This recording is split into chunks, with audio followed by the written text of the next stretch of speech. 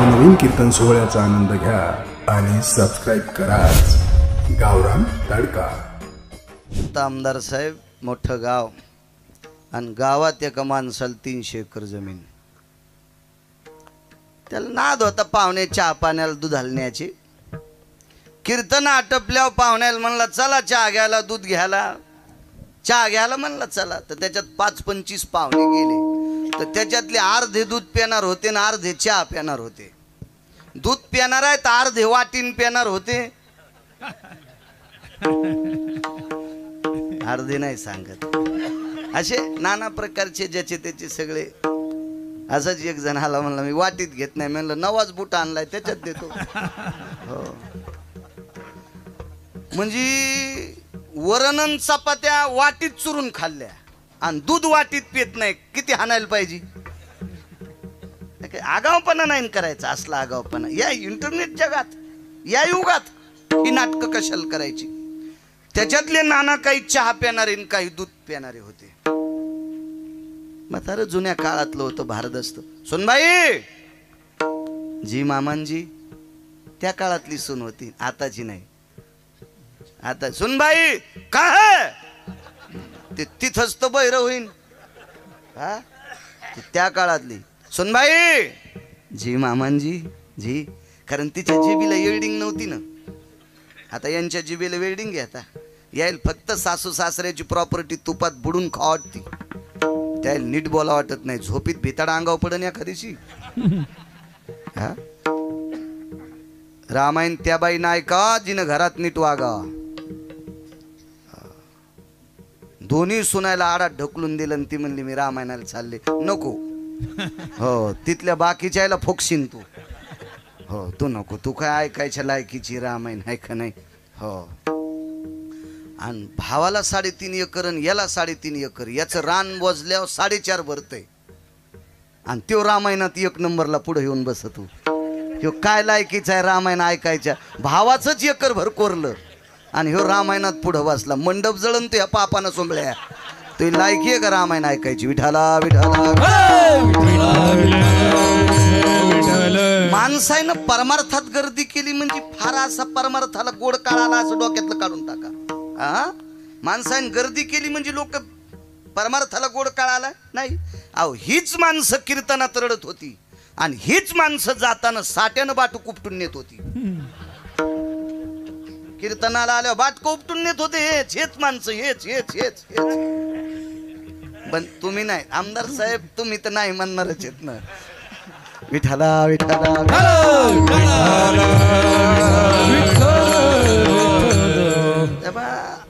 मला नाही असं काही मोठेपण वाटत, कारण सांगू का तुम्हाला? आज नाना फुकट गाड्या सोडा, फुकट गाड्या सोडा, ज्याच्या गळ्यात माळी आहेत ते पण सैलानी बाबाला जाणार। फक्त गाड्या फुकट सोडा तहा कळत येत। एक प्रकार तर आज सांगत नाही किती नीच पात्र वानर। काय टोकाची होती हो, काय टोकाची होती, काय टोकाची। XYZ पुढाऱ्यानं रिकाम्या पिशव्या वाटल्या, पिशव्यात काय असेल देव जाणी। आज्याच्या गळ्यात माळ असताना नाताला पिशी घेऊन गेलाय।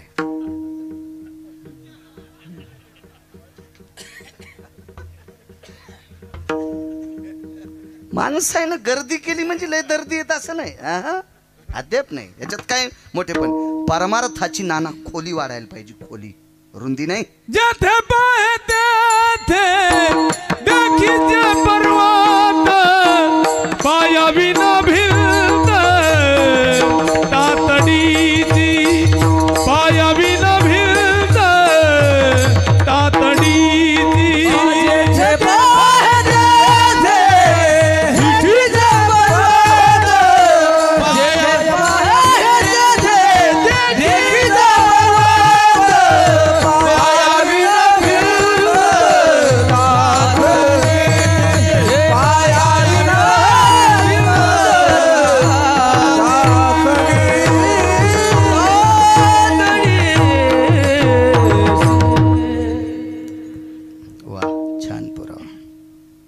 असा पुरावा द्याला की कोटीची नोट म्हणायचं। चला घरी चहा प्यायला नेले, सुनाल साहेब सुनबाई 10 कप चहा 15 कप दूध करा. 300-350 एकर जमीन. कर्मनो गहनो गती डब्यातली साखर उडालती. दर दर दर दर सुनाला घाम आला.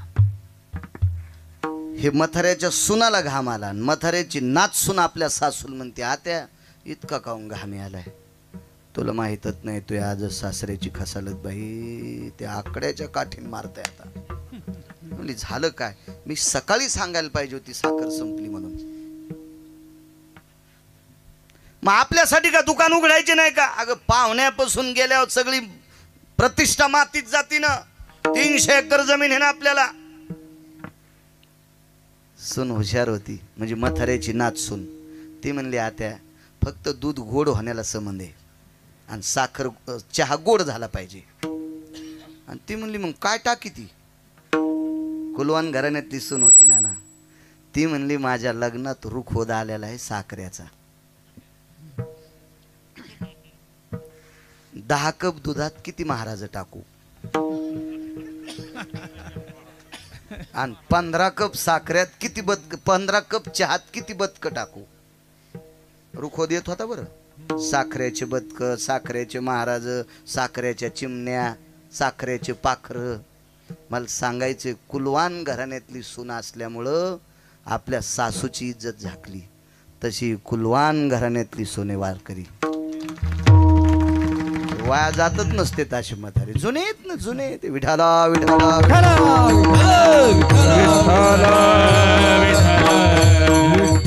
निष्ठावंत. वा. गंधमादनानं तृतीयेच्या दिवशी पाऊस पाडला. रामनामाची ताकद. पुढे ऐका, पुढे ऐका. किती मोठं रामनाम श्रेष्ठ आहे. एकदा म्हणे मारुतीरायानं समुद्राला विनंती केली, सागरा ऐके आपांपती तुझ रे मी करीत सो विनंती. हे आपांपती ऐक, तुला विनंती करतोय. भगवंताला पहिलं तीराला जायचंय. जाऊ दे. नाही जाऊ दिलं सागरा. अहंकाराचं टोक होतं थोडासा, नाही जाऊ दिलं.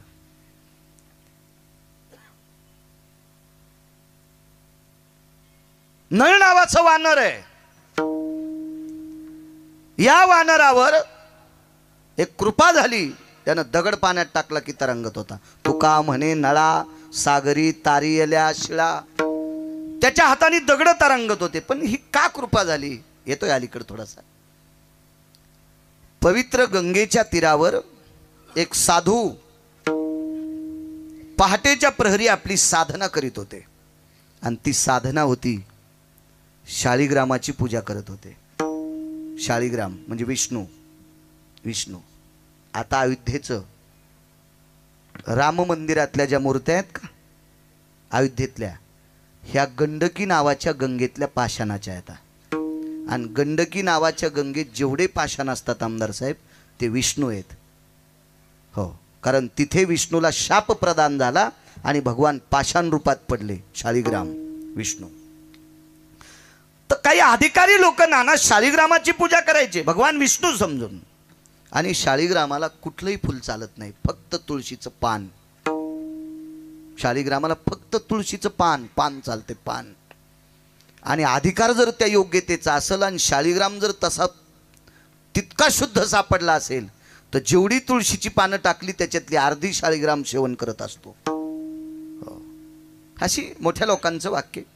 आता तसा शाळीग्राम पाहला आपली पात्रता नाही आणि ज्याच्या हातानं तुळशीची पानं खायली हे असाही आपल्याला दिसला नाही. आपलं दोन्ही कुणून नशीब वावलं ना.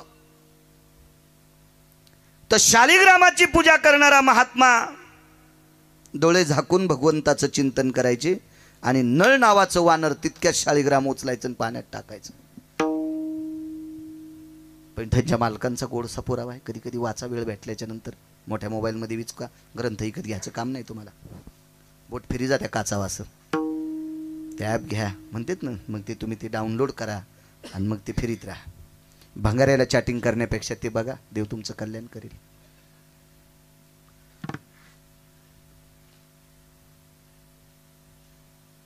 त्याच्या कुळातल्या 2 लोकांकडे बघितलं साधून. साधूनं शाप दिला असता तर नळ त्या दिवशी संपला असता, पण नळाला त्या दिवशी आशीर्वाद दिला. शाप म्हणा की आशीर्वाद म्हणा, तू दगड पाण्यात टाकले की तरंगतील. नळ तो शालिग्राम पाण्यात टाकायचा आणि नळ निघून गेला की महाराजाची समाधी उत्थान झाली की पाण्यावर तरंगलेला शालिग्राम घेऊन यायचे.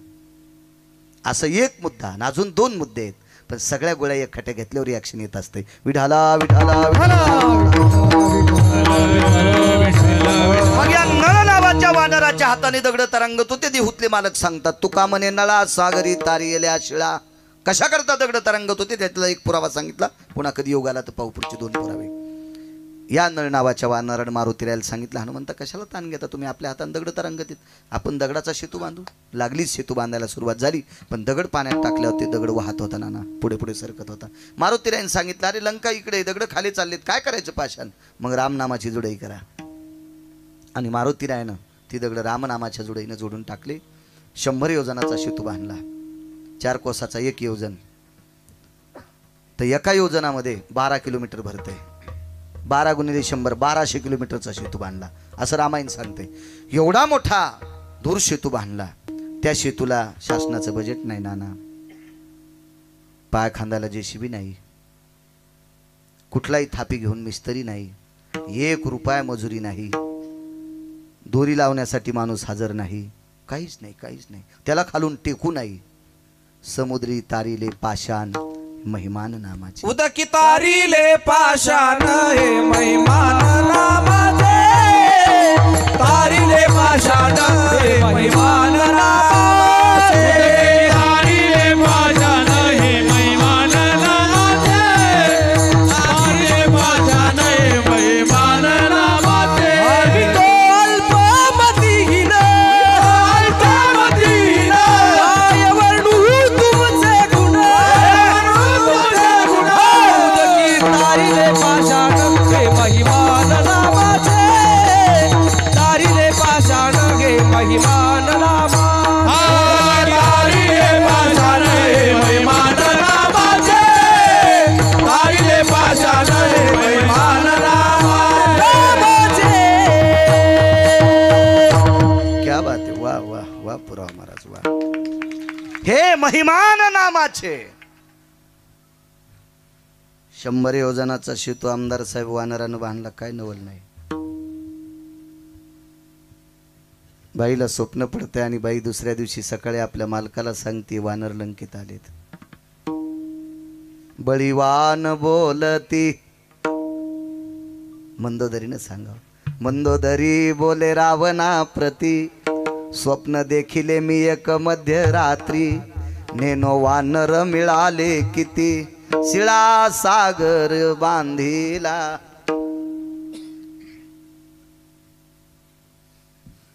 दोघे धनुर्धर वीर वानर. हे पूर्ण इतिहास स्वप्नात लक्षात आला आणि जागृतीत सांगितलं, मालक देऊन टाका ना सीता. रावण म्हणे, काय वेड्यासारखं बोलती तू, चुलीपसलं काम करायची तर मला राजकारणाच्या गप्पा तू शिकवायला लागलीस. राम मोठा त्याचं नाव मोठं आमकं मोठं. ऐका ना म्हणे मालक, ऐका ऐका, रामाच्या नावाने दगड पाण्यात टाकल्यावर तरंगतात. 100 योजनाचा सेतू बांधलाय. रावण म्हणला, शांत बस, तुला संध्याकाळी माझ्या नावाची ताकद सांगतो. रावण समुद्राच्या तीरावर गेला. उचल दगड टाक पाण्यात, उचल दगड टाक पाण्यात, उचल दगड टाक पाण्यात, अशी बऱ्यापैकी दगड पाण्यात टाकली आणि 14 योजनाचा सेतू बांधला. कधी कधी बाकीची पुराणं वाचायची शिका. राजकारणातला 1 नंबरचा व्यक्ती प्रजेवर किती तत्वाचं पालन करावा असं चक्रवेन नावाच्या राजाचं शिकायचं. आणि हा चक्रवेन नावाचा राजा प्रभू रामचंद्राच्या आजोबाच्या काळातले होते. पण चक्रवेन राजाचं चरित्र ह्या 4ही रामायणात आलेलं नाही, वेगळ्या रामायणात आहे. बघा लक्षात येईल तुम्हाला. विठाला विठाला विठाला.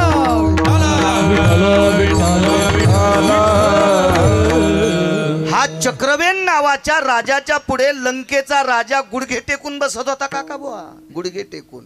फक्त 127 सैन्य होतं. 127 सैन्य ज्या राजाचं, त्याच्याकडे रावण गुडघे टेकून बसत होता. गुडघे. त्यानं लंका तयार केली वाळूची आमदार साहेब. आणि लंकेतल्या एका भिंतीला बोट मारल्याबरोबर खऱ्या लंकेतलं भिताड पडतंय. प्रस्थाच्या घराला बोट मारल्याबरोबर प्रस्थाचं घर पडतंय. इतकी त्याची ताकद गुप्तचरांनी सांगितलं.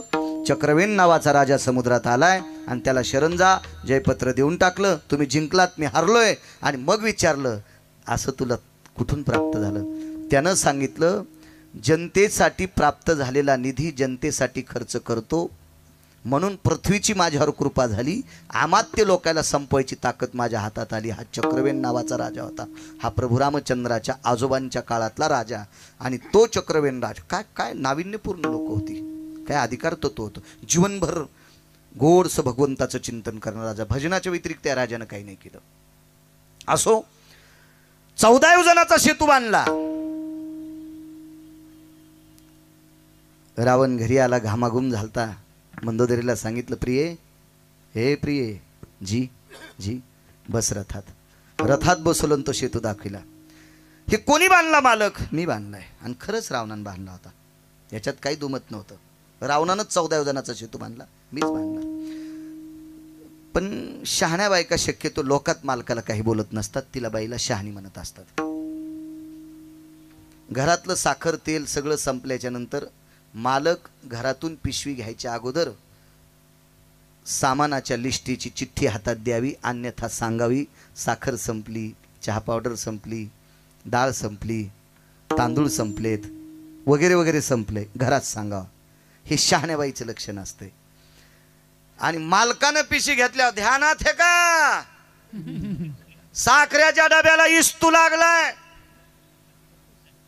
टिकला लावायला डाळ नाही, हो, तुळशीवर वतायला तांदूळ, तुळशीवर वतीत असतात का तांदूळ, असं सांगणारी शहाणी नाही, अतिशहाणी.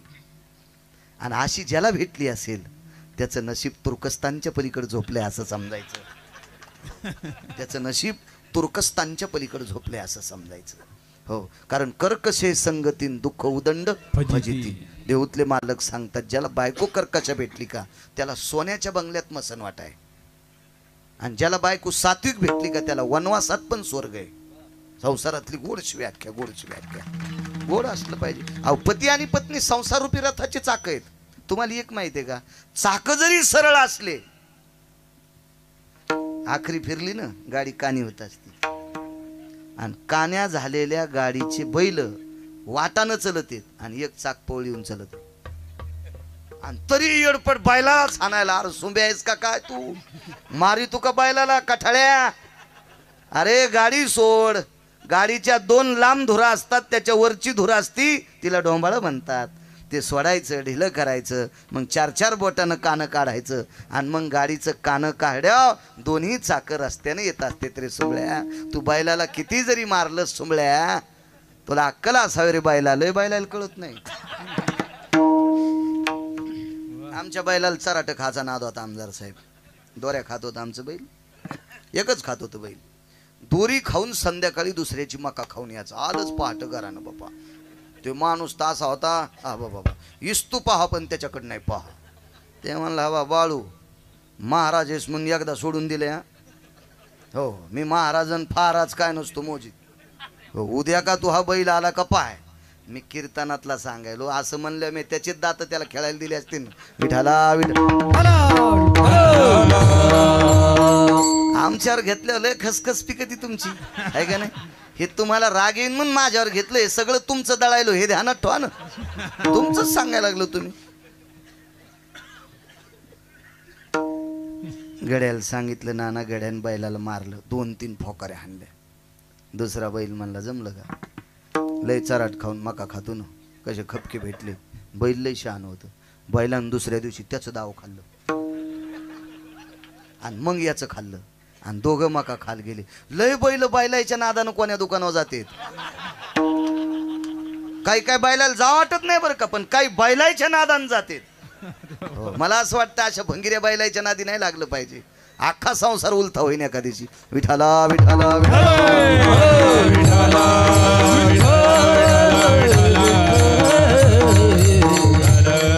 हुशार बाई मंदोदरी फार हुशार होती. रावणाला एकांतात बोलायचं असल्यामुळं दास-दाशा ज्या वेळेला महालाच्या बाहेर जातात त्यावेळेला आत्न दरोजाला आमदार साहेब कडी लावते. आणि मंदोदरीनं रावणाला विचारलं, मालक एक बोलू? शेतू तुम्हीच बांधला का? मी बांधला. कसा बांधला? काय नाही, दगड हातात घेत होतो आणि दगडाला एकच म्हणायचो, तुला माझी शपथ आहे, बुडशीन तर पाय. नाही नाही ते मग सांगू ना. रावण म्हणायचो आणि दगड पाण्यात टाकायचो. मंदोदरी हुशार होती. शक्यतो सात्विक बायका जास्त नादी लागत नाहीत, पण त्या ओळखीत येतात. एक जणांनी मिरच्याचं पोत आणलं 35 किलोचं वाळलेल्या. बायकोने विचारलं कसं आणलं? काय नाही म्हणलं, असे पैसे दिले ना असं आणलं. तर ती म्हणली 2 महिने झालं तुम्ही दहिले वाढायला लागले.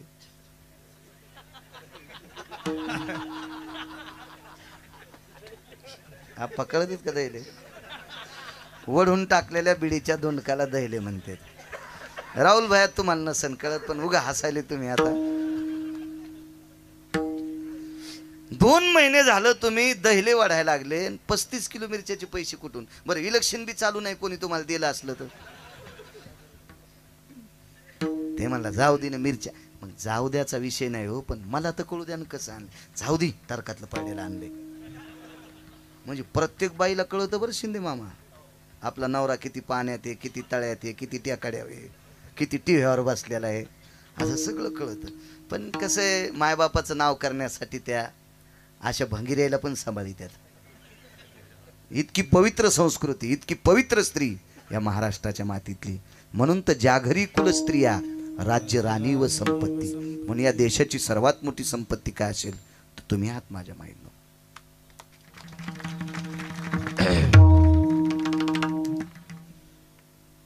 रयतेचे राजा छत्रपती शिवाजी महाराज 9 महिने तुमच्यातल्याच्या एका माऊलीनं पोटात ठेवले. धर्मनिरपेक्ष महाराणा प्रताप तुमच्यातल्याच्या एका माऊलीनं 9 महिने पोटात ठेवले. 6 पातशाह्यापैकी 2 पातशाह्यानं 12 ज्योतिर्लिंगाचे कळस फोडले. 6 पातशाह्यापैकी 2 पातशाह्यानं 12 ज्योतिर्लिंगापैकी 2 पातशाह्यानं 12 ज्योतिर्लिंगाचे कळस फोडले. ह्या कळसाचा जीर्णोद्धार एका माऊलीनं केला. आज तिचं चित्र हातात भगवान शिवशंकराची पिंड म्हणून धरल्या जाते. ती देवी अहिल्याबाई होळकर सुद्धा तुमच्याच पोटात 9 महिने होती. मला सांगायचं, या भारतातल्या रत्नांना जन्म देणाऱ्या तुम्ही आहात. इतक्या मोठ्या आहात, तुम्ही चुका करायच्या नाही. भजन म्हणायचं असेल गाथ्यातले अभंग म्हणजे बेल वाया गेले ग बाय बाय, तिकडच घसरून मेले, उलथी नाही व्हायचीच का? असं काही नाही म्हणायचं, काही बी नाही, काही बी नाही. गाथ्यातले अभंग घेतलं चांगलं आहे का नाही? आता सध्या महादेवाला पाणी घालायचं बऱ्यापैकी चालू आहे. हा महादेव शेवळले नाही, त्याला सर्दी होणी म्हणजे बरं आहे. पण महादेवाला पाणी घालणं आजचं नाही ना. संत शिरोमणी नामदेवरायाचा पुरावा आहे. एक पसा पाणी एक बिल्वदळ, एक पसा पाणी एक बिल्वदळ. घरी गेले अभंग पहा, बघा सकल संत गाथा, त्याच्यात तुम्हाला सापडेल तो अभंग. 700 वर्षापूर्वी लिहिले अभंग. गाथ्यातले म्हणी माझ्या माईंनो, कुठले नाही म्हणायचे. पंढरी जाऊ प्रेमानं नाहू, झाला पंढरी संताचा मेळ, वाजे मृदंग टाळ वरी.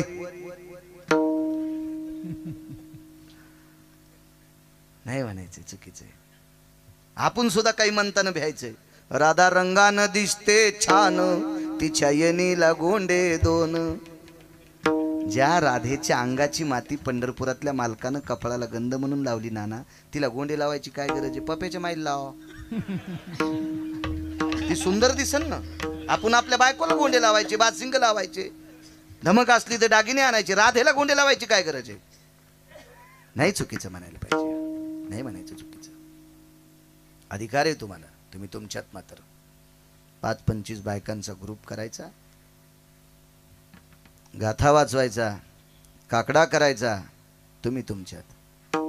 इतकं मात्र लक्षात ठेवा, ही आचारसंहिता आहे. काय सांगू लागलो? कडी लावली मंदोदरीनं. एकांतात विचारलं, मालक प्रभू एक विचारू? शेतू तुम्ही बांधला? हो. माझ्या नावानं दगड पाण्यात टाकत होतो, दगड तरंगला. मंदोदरीनं सांगितलं, मालक मी आतापर्यंत तुमच्याशी पाणी ग्रहण केले. ज्या दिवशी आपल्या दोघांच्या मधातला अंतरपट सुटला आणि एका पात्रातली हळदी आपल्या दोघांच्या गालाला लागते, त्यावेळेला शरीर तुमच्या पायावर समर्पित केले, तुमच्या हृदयाला समर्पित केले. पण अंतःकरणाच्या देठापासून विचारते, मालक मला खरं सांगताल, खरंच तुमच्या नावानं दगड तरंगतात का? रावण म्हणला, दारी कोणी एका पाय? कोणीच नाही म्हणले, मी आधीच कडी लावलेली आहे. कसा बांधला शे तू? काय नाही ग बंधू, तरी दगड हातात घेतल्याच्यानंतर एकच दगडाला म्हणत होतो, तुला रामाची शपथ आहे, बुडशीन तर पाय. दृष्टांत संपला. रामाचं आणि रावणाचं भांडण किती असेल? अगा सभार्या हरंती येती जाये, अगा सभार्या भार्या हरयंती येती जाये, स्वेदान उच्छेदेती द्वंद्वहा. ज्याची पत्नी चोरून नेली त्या रामप्रभूला रावण किती वाईट असेल, आणि तरी शिरजोर रावण प्रभू रामचंद्राला वाईट समजत होता. किती मोठं द्वंद्व असं.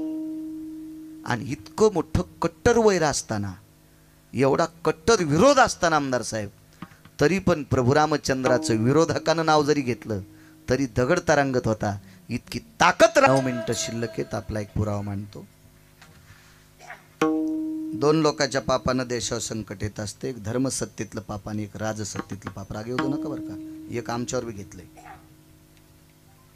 धर्मसत्ता ज्या वेळेला विशुद्ध होत असते आणि आध्यात्मिक सत्तेत लोक देवाच्या नावाखाली पाप करतात, त्यावेळेला देशावर संकट येत असते. मोठ्यांचा पुरावा सांगतोय, मोठ्यांचा. स्वर्गामध्ये तुमच्याकडे आपल्या सत्तेमध्ये मंत्रीपद असेल तर एक दिवा होता. इंद्राला एकट्याला 222 दिवे होते. 33 कोटी देवांचा राजा. 6 पापापैकी एका पापानं अमृत खराब झालं. 6 पापापैकी एका पापाने अमृत खराब झालं. हे अमृत शुद्ध करण्यासाठी नाना 124 यज्ञ करावं लागले. 123 यज्ञ कोणालाही करता येतात. 24वा यज्ञ करण्यासाठी मुलगी लागते. जयंतीचं लग्न केलं आणि जयंतीच्या लग्नातला 124वा पैठणी भाऊ तो यज्ञ केला, आणि तो यज्ञ झाल्याच्या नंतर तरी पण अमृत शुद्ध नाही झालं. पावसाळ्यात आमदार साहेब वड्याला जितकं पाणी वाहतं का तितकं यज्ञात टाकलं, पण अमृत नाही शुद्ध झालं. शेवटी एक व्यक्ती आली, मी प्रचलित म्हणून नारद सांगत असतो, पण त्या जागेवर दुसरी व्यक्ती आहे नाना. ती दुसरी व्यक्ती इंद्राकडे आली, नारदांना नमस्कार केला, आणि त्या व्यक्तीनं नारदांना सांगितलं, तुम्ही मोठे आहात भजनाच्या परंपरेला. नारद तुंबर सांब गायन करी. सांब म्हणजे भगवान शिवशंकर. नारद हे भजन परंपरेतले लोक आहे. भजन यांनी सुरू केले ना. लिंबाचं झाड होतं, त्याच्याखाली भजन करायचे. इंद्र असे सावकाश आले, अलगद आले, आणि इंद्र 33 कोटी देवाचा राजा लिंबाच्या फांदीवर बसला. 5 प्रकारचं अमृत आणि 33 कोटी देवाचा राजा लिंबाच्या झाडावर बसला. त्या दिवसपासून लिंबाचं झाड लक्ष्मीमध्ये रूपांतर झालं. म्हणून लिंबाचं झाड आणि पिंपळ एकत्रित जर आले तर लक्ष्मी नारायण म्हणून त्याला दिवा लावत असतात. वृक्षा माझी आश्वस्तू विभूती सांगितल्या आळंदीतल्या मालकांनी. तर पिंपळ हे भगवान विष्णूचं अधिष्ठान आणि लिंबाचं झाड हे लक्ष्मीचं अधिष्ठान, पण दोन्ही एकत्रित आले तर लक्ष्मी नारायण. म्हणून आषाढ महिन्यामध्ये लक्ष्मी देवीला पाण्याच्या तांब्यात लिंबाचा डाखळा न्यायची पद्धत होती. आषाढ महिन्यामध्ये लिंबाचा डाखळा पाण्याच्या तांब्यात न्यायचा, देवीचं दर्शन घ्यायचं. एका वाटीमध्ये घुगऱ्या शिजवायच्या, त्या घुगऱ्या खायच्या, आणि त्या लिंबाचा डाखळा ज्या तांब्यात टेकला त्या तांब्यातलं तीर्थ प्यायचं. जीवनभर त्वचेचे रोग होत नव्हते. पण कालांतरानं काही भंगिरी आहे ना, त्या देवीला ढवळे लिंब न्यायला सांगितले, आणि त्या लक्ष्मी देवीचं रूपांतर मर्यादित केलं. कारण बदल करणारी बऱ्यापैकी आपल्याकडं अशी काही एक जात आहे, ही 4 वाकांनी पाळलेली जात. ही बदल करत असते, बदल बदल बदल करत असते. लक्ष्मीचा अधिष्ठान आहे लिंबामध्ये, फार मोठी ताकद. त्या लिंबाच्या झाडावर इंद्राने चोखोबरायचं भजन ऐकलं. अबनारा साहेब मला वाचवायचं जास्त नाद आहे. मी आतापर्यंत वाचिणारी 2 लोक महाराष्ट्रात ऐकली, एक पाहिली एक ऐकली. वैकुंठवासी माधव महाराज मगर सूरजखेडकर पुराणातले बादशाह, आणि वैकुंठवासी धर्मभास्कर वक्ते बाबा, यांनाही वाचवायचा खूप छंद, खूप खूप खूप. आणि ह्या लोकांचं ऐकून मला असं वाटतं आपणही किती किती किती पण वाचत राहा. एखाद्या वेळेस मला कोणाच्या पुढे बसायला भेटत नसेल, मी आतापर्यंत कोणाकडे 1 सेकंदभर शिकायला गेलो नाही, इतकंही मी मान्य करीन, पण मला वाचण्याचा जास्त छंद आहे. 2 मिनिटं भजन ऐकलं असेल रामकृष्ण नामाचं. झाकण उघड्याबरोबर त्याच्यातून सुगंध आला. दुसरं उघड सुगंध आला. तिसरं उघड सुगंध आला. चौथं उघड सुगंध आला. आणि 4 उघड्या सुगंध आल्यावर लक्षात आलं 5वं तर शुद्धच झालं असेल. इतका लागवे केला इंद्रानं, इंद्र मग स्वर्गात निघून गेला, अमरपुरीत निघून गेला. तिथे गेल्यावर नाना एकच अमृत अशुद्ध राहिलं काका, जे अमृत तृष्णा जाय हितार्थायाम सुधा निवारण हितार्थाया यश शुद्धोदका तृष्णा जाय हितार्थायाम नैवो शुद्धोदका.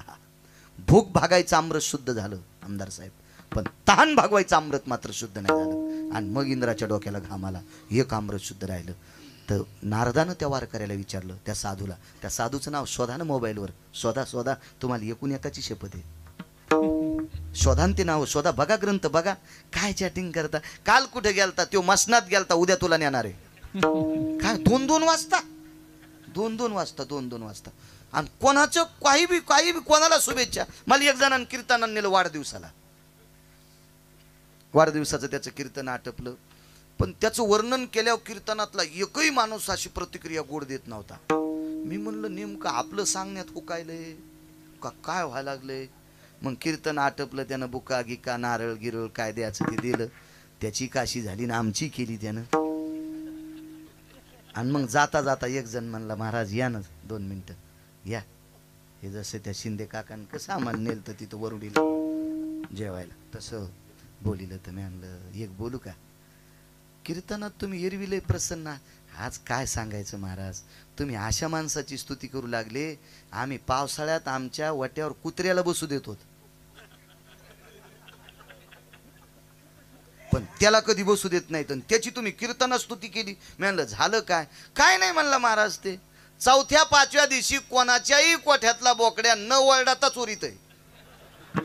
आणि मी म्हणलं यानं बोकड्या धोड्या कसं काय ओरडत नाही, काय नाही म्हणले, गेल्याबरोबर जिबीला काटा टोचित आहे बोकड्याच्या, ना असा बोकड्या चोर. आणि त्याच्या वाढदिवसाला आमचं कीर्तन. मग झालं नाही, माझं नाही झालं, पण ज्याचं झालंय त्याचं तरी नाव कशाला कीर्तनात दळू मी, आहे का नाही. कधी कधी अशा गोष्टी.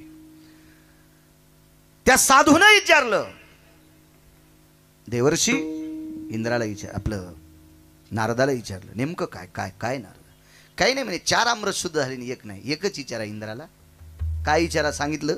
आणि मग नारद गेले म्हणले, 33 कोटी देवाचे राजे इंद्र महाराज, चोखोबारायच्या भजनात तुम्ही कुठं बसले होते. काय नाही म्हणले, ते खाली भजन करीत होते, मी फांदीवर बसलो होतो. चोखोबाराय शूद्राच्या कुळातले होते. वारकरी संप्रदायात जातीचा संबंध नाही. हो का उत्तम चांडाळ, त्याचे पायी माझे कपाळ, कबीर मोमीन लतिपा मुसलमान, सेना नावी जाण विष्णुदास, यातायाती धर्म नाही विष्णुदासा, निर्णय तो ऐसा वेद शास्त्री, पंढरीचे वारकरी त्यांचे पाय माझे श्री, तुका म्हणे नाही जाती सवे काम, ज्याचे मुखी नाम तोची धन्य, वैष्णव चांभार धन्य त्याची माता. बाळे नारी नर आधी निवेशाही, बाळे नारी नर आधी निवेशाही, क्या बात है. बाळे नारी निवेशाही, बाळे नारी नर आधी निवेशाही, ब्राह्मण क्षत्रिय वैश्य शूद्र,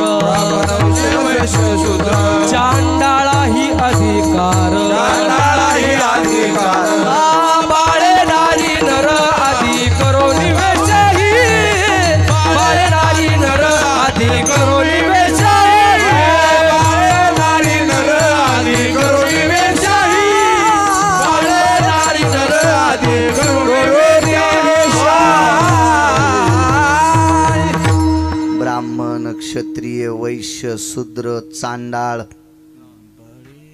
बाळे नारी नर आधी करोनी वेश्याई. याच्याही पलीकडचा एक पुरावा सांगतो तुम्हाला. हा हा, याच्याही पलीकडचा. टोलनाक्यावर टाळ्या वाजित ते कोण्या पंथातले, कोण्या पंथातले, तृतीय. या तृतीय पंथातल्या एका व्यक्तीनं जीवनभर मरुस्तर भजन केलं. मरुस्तर, त्याची पोचपावती सांगू आमदार साहेब, भारतात नव्हे भारताच्या बाहेर जर वारकरी गेला असेल आणि त्याला काकडा करायचा असेल तर त्याचं नाव घ्यावंच लागतंय. कान्हो पात्रा खोदू पिंजारी तो दादू, भजनिया भेदू हरीचे पायी. म्हणजे तृतीय पंथातल्या माणसानं सुद्धा भजन केल्या सकाळच्या काकड्याच्या यादीत त्याचं नाव येतंय. इतका संप्रदाय मोठा आहे. हा कोणाच्या बापाची जहागिरी नाही. उत्तम कुळी जन्म आणि क्रियामंगळ. मालक म्हणले उत्तम कुळात जन्म झालाय आणि क्रियामंगळ बुडविले कुळ उभयता. अख्ख्या कुळाला मातीत घालतो. काय करायचं त्याचं उत्तम कुळ आहे त्याला करायच नाही. इथं संप्रदायात जात नाही. नारदानं समोरच्या वारकऱ्यानं केलेल्या प्रश्नासारखं उत्तर 222 लाल दिवे ज्याच्या गाडीला येतं अशा मंत्र्याला विचारलं, महाराज तुम्ही लिंबाच्या फांदीवर बसून भजन ऐकलं, 4 आमरस शुद्ध झाले, 1 झालं नाही. तुम्ही 124 यज्ञ केले, एकही आमरस शुद्ध झालं नाही. आणि ज्यानं 2 मिनिटाच्या भजनात तुमचं आमरस शुद्ध केले त्याचे पाय पडायला काय तुमच्या मानाला वेल्डिंग झाली का? चुकलं गडे म्हणले, दर्शन घ्यायचं राहिले. काय होतंय आता ते तर काय आमच्यासारखे महाराज नव्हते चोखोबर आहे. पाकिट देईन, नारळ देईन, कपडे देईन, शाल देईन, हार घेईन, त्याचे नव्हते ना. मग नारदानं सांगितलं निदान पायात पडायचं ना. वरून टरकायला तार अडकत होते. किती मिनिटं बाकी आहेत? 3च मिनिटं शिल्लक आहेत. वेळेस संपतो, ताण घेऊ नका. हा बर सांगू. हो हो सांगू.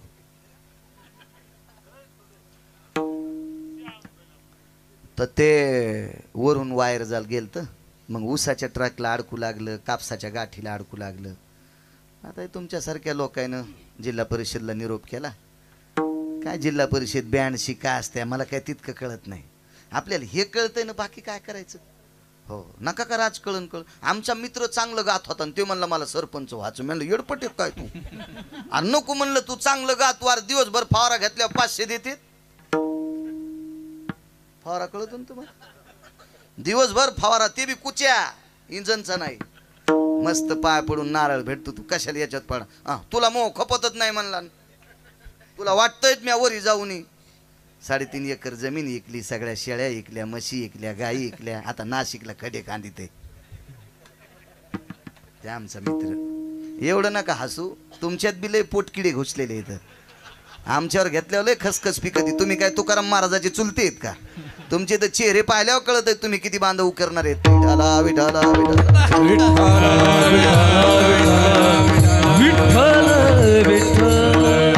ते काय 82 असेल काय असेल निरोप केला. तर मग त्यांनी ते लगेच बजेट टाकलं आणि म्हणले ही वरची तार अंडरग्राऊंड घालायची, खालून खालून पेटणे भाऊ. आणि मग तिला ते 6 पाईप 20 फुटाचे किती झाले, 120 फूट अंतर. मग ती JCB आणली, बजेट आला असेल ना. ती JCB आली, ते चरख आणला. नाना त्या पायपाला सुलोचन लावून पाईप जोडले, पाईप गाडून टाकले. तेव्हा इंजिनियरची उतरली होती. आणि मग इंजिनियर म्हणला अरे आपलं वायर वावायचं राहिलं ना. आणि बजेट तर गेलं पार्टीत संपून. उकरलं काही बुजलं काही, त्याच्यातच बजेट गेलं उडून. मग आता करावं का? आता जर वरिष्ठ अधिकारी आला तर इंजिनियरची नोकरी राहते का? राहते कधी? बाकीचे तपासायला आलेले ते हाय का शेष्टीचे का नाही त्याची? वा बगळे बागलात घेऊनच निघाले ना हे. एक शेतकरी नेमकीच लाईन गेलती. खोरं आपलं माल्यावर टेकलं, जांभळी खाली आलं, बसलं, भाकरीची वाट पाहू लागलं. नातू भाकरी घेऊन येणार होता. हे साहेब लोक पाहिले, घाम पुसू लागले. तर म्हणले साहेब काय बस बस बस.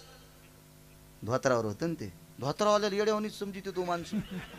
हो मी पहिल्यानं एसटीने फिरायचो तर माझ्यासोबत एक पोरग होतं नाना. नेमक्यात तेव्हा जीनच्या पॅन्टी आल्या. हे काय लय दिवसाच्या पॅन्टी नाहीत, आता आल्या जीनच्या पॅन्ट. जीनची पॅन्ट, कटचं शर्ट आणि ते माई पिशवी घ्यायला होतं.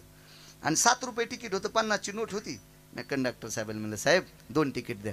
काय कळतं का हो मामा तुम्हाला? धोत्रामुळे मला मामा म्हणलं ना ते. हो आणि कंडक्टरपेक्षा मी कमी वयाचा होतो ना, पण ते धोत्रामुळे घोळ झाला ना सगळा. होता असतं धोत्रामुळे असं. आमच्या घरी बी अशी पंचायत झाली. आमचे सासरे आजारी पडले ना, आम्ही मग भेटून निघालो. तर मग नदी आडवी दोन्ही गावाच्या मधात आम्ही 2 जण होतो. पिशवी तर माझ्याजवळच होती ना. एवढे नका हसून, तुमच्या कोणाजवळ असतात? तुम्ही कशा दातात धरतात का? तुमचे तर बोट दिसायलेत ना किती किती उघडलेत. म्हणजे दुसऱ्यावर घेतले की दुसऱ्याची ओळ हे पेटल्यावर माणसं बिड्या पेटवायला तयार येते. आणि ती बयाल. आणि अजून बी लक्षात घ्या, मुंग्या शिस्तीत असतात बरं का. शिस्तीच्या बाहेर असतात ते मुंगळे. बसताना पण कशा बसल्यात बघा ना मुंग्या. मुंगळे मंडपाच्या बाहेर गारव्यात. हो सुधरत नसतं मुंगळ्याचं. बया का नाही त्या कुठं कुठं जात्याल. डोक्यावर पाण्याची घागर असली तरी विचारत्याल काल कोणाच्या भुईमुगाला गेलतीस ग, आणि मान वाकली वाजानं. पण नाद असतो मुंग्या बोलत त्यात. तिनं धुणं आटपिलं मी पांदीच्या तोंडाला होतं आणि माग आमच्या मंडळी. तिने लगेच आटपिलं. बाई कुठाले आता? नेमकंच लग्न झालं 2-3 महिन्यापूर्वी.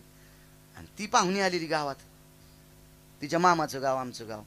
बाई आणि कुठाले आता? आमकं गाव. हे सासरे. पुढचे सासरे आहेत का काय तुमचे? धोत्रामुळे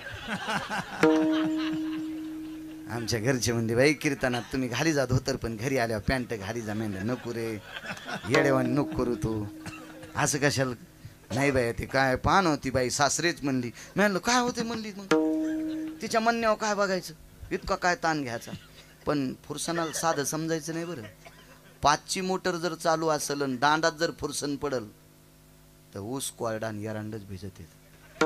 असं होतं की नाही भाऊ? दांड फुटल्यावर हो हे गेलो वाढायलाच पाणी. हो मग मी काय केलं, नाना 2 पॅन्टी आणल्या. त्याला मापाची गरज नाही, बेताची गरज नाही.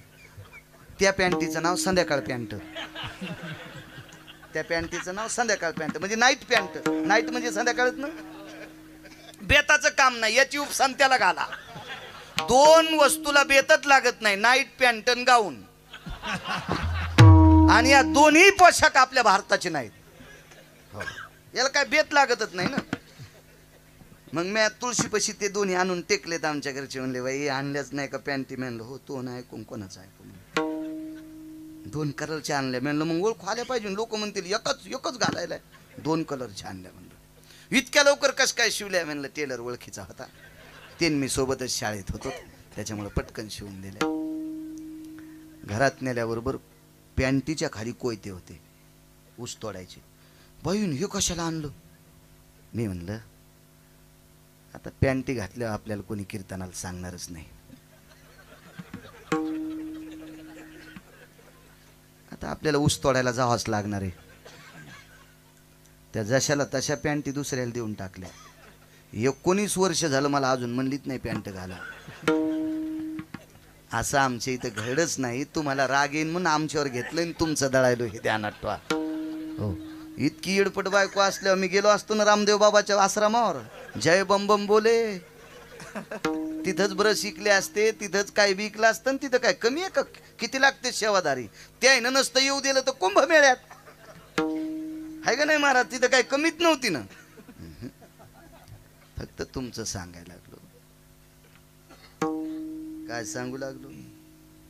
ते पाईप वायर ते शेतकरी आला धोत्रावर बिचार साधं. हे इंजिनियर हे ते आपले स्वाक्स बुट गिट सगळे पदशीर. हो मामा तुम्हाला काय कळतंय? त्या कंडक्टरला म्हणलं दिन, म्हणलं तुम्हाला कळतं का हो काय ते? 2 तिकीट घ्याले आणि तुम्ही 14 रुपयासाठी 50 रुपये. मी नोट वापस घेतली. माझ्यासोबत जे पिशवी घ्यायला होतं का त्यात जो दिली.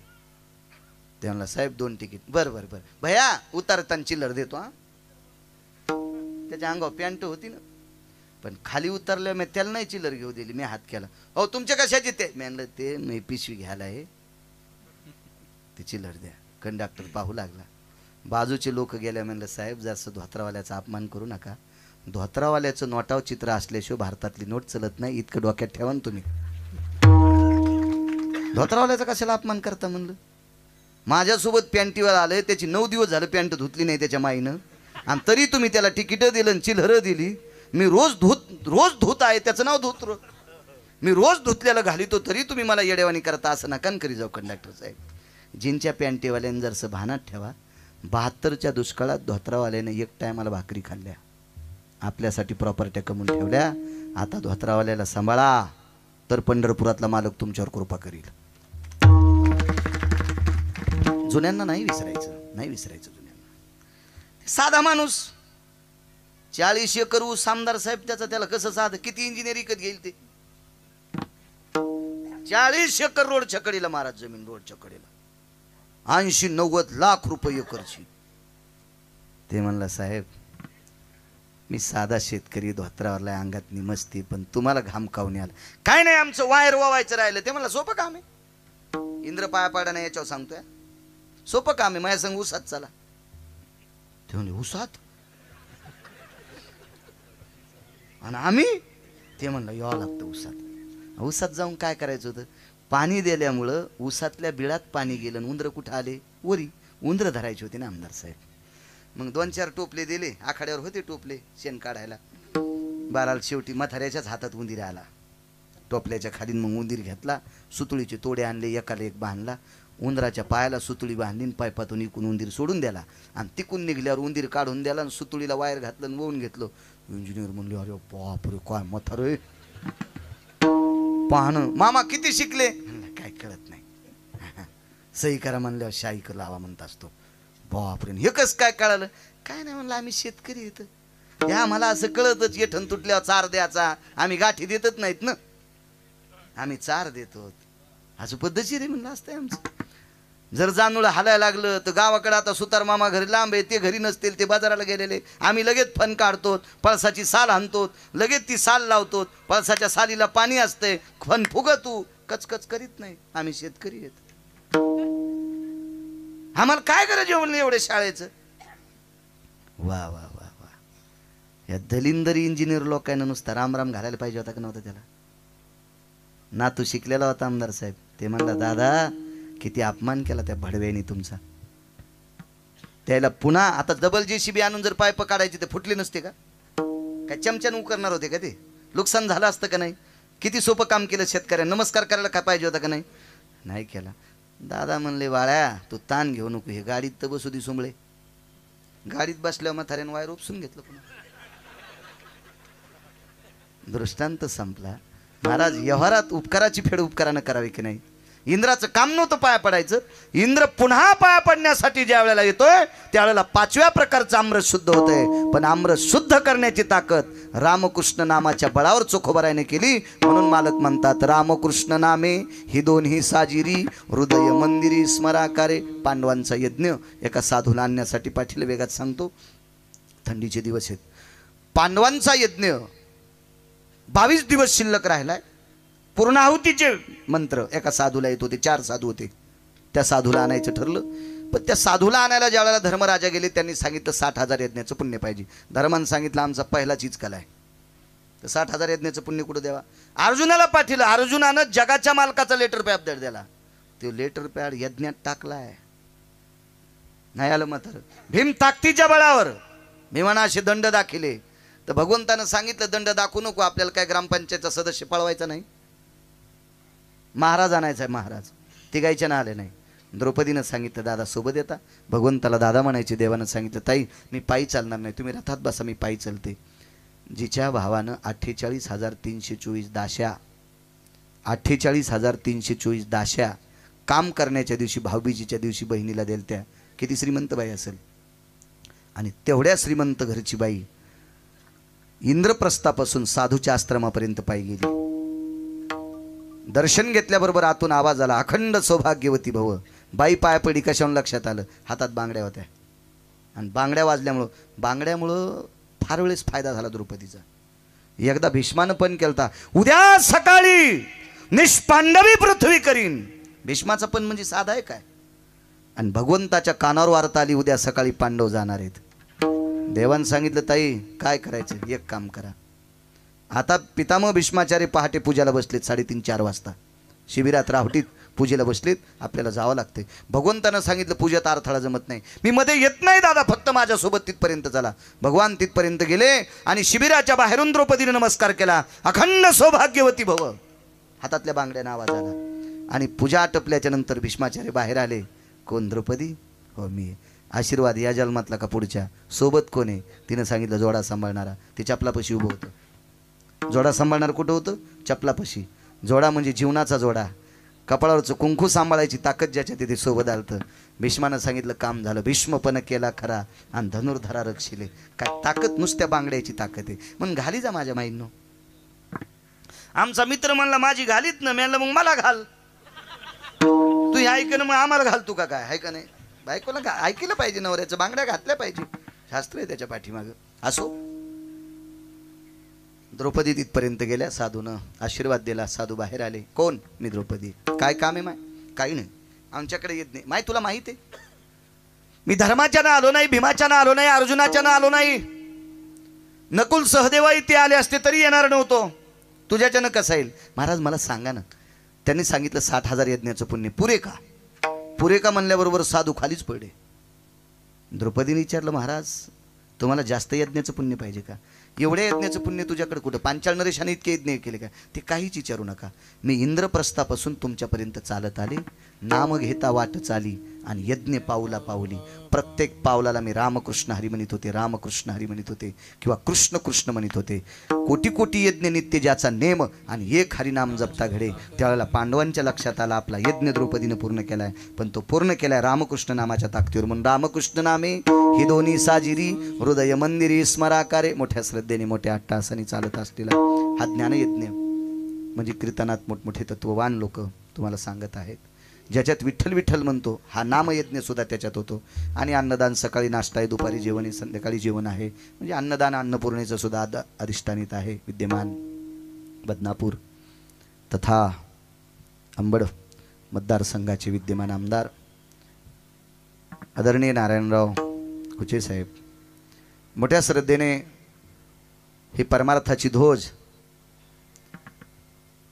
राममंदिराचं औचित्य, त्या प्राणप्रतिष्ठेचं औचित्य आणि शिवाय आता सगळ्यांना दर्शनाचा पूर्ण पूर्ण पूर्ण आनंद प्राप्त होणार आहे या अनुषंगावर या धर्मध्वजाचं त्यांनी ही मुहूर्तमेढ रवली.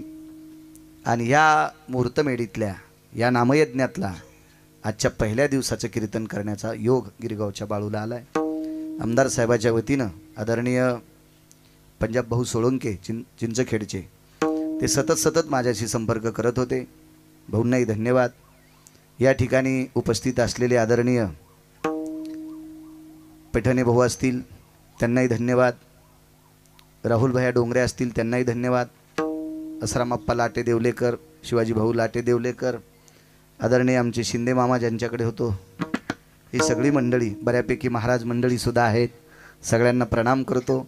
या सप्ताहाला लाभलेले मार्गदर्शक आदरणीय या परिसरातला आध्यात्मिक क्षेत्रातलं वैभव आदरणीय नाना असतील त्यांनाही धन्यवाद. काका महाराज असतील, आदरणीय ज्यांच्याकडे गोशाळा आहे भाऊ, त्यांच्याकडं रवी महाराज, त्यांच्याकडे रवी महाराज मधने, त्यांच्याकडं शिवाजी भाऊ गोशाळा आहे. परिस्थिती इतकी साधी त्यांची, इतकी नाजूक परिस्थिती, पण तरी पण त्यांच्याकडं गोशाळा आहे. मला वाटतं आता गाईसाठी 50,000चा निधी पाचपूर बाबांनी तुम्हाला दिला आहे. वा छान. शेडसाठी पाचपूर बाबांनी. वा वा वा. आत्तापर्यंत 2,500 गोशाळा पाहिल्या मी आमदार साहेब. 2,500 गोशाळेतला एक बी व्यक्ती म्हणला नाही की मला पाचपूर बाबांना निधी दिला नाही. आत्तापर्यंत महाराष्ट्रातल्या 2,500 गोशाळेला त्यांचा निधी, म्हणून मी त्यांच्याच आदर्श घेतला. भुसे साहेबांची इथं डॉक्टर भुसे साहेबांकडे भेट झाली. नागरे सर आम्ही भाऊ आपण बऱ्याच वेळेस गेलोत आणि मग माझ्या लक्षात आलं आपण सुद्धा 100 गाईसाठी शेड करावं. मग मी सुद्धा माझ्या शेतात बऱ्यापैकी, भाऊ हे सगळे साक्षीला आहेत, चांगल्या प्रतीचं 100 गाई अगदी गोड बसत्याल 2 फुटाची, या बाजूने इकून 100 इकून 100 अशी सुंदरशी गव्हाण. मी त्यावेळेला मला रवी महाराज तुमचं लक्षात आलं, त्यावेळेला तुमच्याकडे 7-8 गाई होत्या आणि यांच्याकडे चाराच नव्हता. त्या साली दुष्काळ होता थोडासा. त्यावेळेला पाचपूर बाबांनी 15,000चा तुम्हाला कडबा द्यालता. त्यावेळेला आपण निकळतला भेट झालती. ते वाला निकळत आहे ना तिथं, मेमरी कार्ड टाईट आहे माझं, तिथं भेट झालती आपली. त्यावेळेला सांगितलं होतं गायीची सेवा करणारा हा सर्वोत्तम अधिकारी असतो. जाबाली नावाच्या साधूचा पुरावा आहे, ज्याला गायीची सेवा घडली त्याला प्रत्यक्ष भुवन पालखी असती. धर्मसिद्धांत सांगतो, पुराणाचा सिद्धांत सांगतो. निश्चित तुमची परिस्थिती नाजूक आहे, तरी पण त्या परिस्थितीत तुम्ही गायीची सेवा करता. रवी महाराज तुम्हाला धन्यवाद, प्रणाम. गाय नक्षत्रातली बुलंद तोप आदरणीय आमचे तुळशीराम महाराज, गोड गोड गोड गोड काका महाराज असतील, ज्यांनी त्यांच्यासोबत चाल म्हणली. कृष्णा महाराज असतील आणि सुंदरसे 2 प्रमाण दिले, अत्यंत गोड. गोपाल महाराज असतील, बाजूचे महाराज, ही सगळी महाराज मंडळी, चोपदार, विनेकरी आदी करून सर्व आमचे बापू देशमुख बापू असतील. महाराजांनी सुरुवात केली, महाराज तुम्हाला सुद्धा धन्यवाद. लहाने महाराज असतील, याही बाजूचे येणेकरी चोपदार. मस्तक माझा पायावरी या वारकरी संतांचा